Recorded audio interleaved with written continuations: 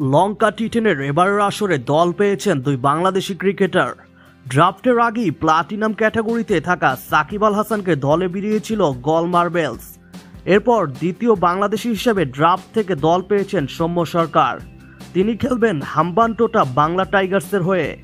আগামী 11 ডিসেম্বর থেকে শুরু হবে 10 ওভারের এই লঙ্কান টুর্নামেন্টের এবারের আসর, চলবে 19 ডিসেম্বর পর্যন্ত। এরই মধ্যে লঙ্কা টি10 প্রথম আসরের পূর্ণাঙ্গ সূচি ঘোষণা করেছে আয়োজকরা। টুর্নামেন্ট মাঠে গড়ানোর প্রথম দিনই মাঠে নামতে চলেছে সৌম্যর দল হাম্বানটোটা। প্রথম ম্যাচে তাদের প্রতিপক্ষ জাফানা টাইটান্স। গল মার্বেলস এদিন নিজেদের প্রথম ম্যাচে মাঠে নামবে ক্যান্ডি বোলসের বিপক্ষে। পরের দিনই মুখোমুখি হতে দেখা যাবে সৌম্য ও সাকিবের দলকে। এছাড়া গ্রুপ পর্বের শেষ ম্যাচে আগামী 16 ডিসেম্বর আবারও মুখোমুখি হতে দেখা যাবে বাংলা টাইগার্স ও গল মার্বেলসকে, যেখানে আবারও মুখোমুখি হতে চলেছে সাকিব ও সৌম্য। এই টুর্নামেন্টের দুটি কোয়ালিফায়ার ও এলিমিনেটরের ম্যাচ অনুষ্ঠিত হবে 18 ডিসেম্বর। পরের দিন 19 ডিসেম্বর অনুষ্ঠিত হবে এই টুর্নামেন্টের ফাইনাল।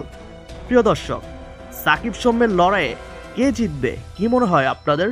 মতামত জানাতে ভুলবেন না। আর খেলাধুলার সকল খবর পেতে আমাদের চ্যানেলটি এখনই সাবস্ক্রাইব করুন এবং পাশে থাকা বেল আইকনটি ক্লিক করুন। ধন্যবাদ।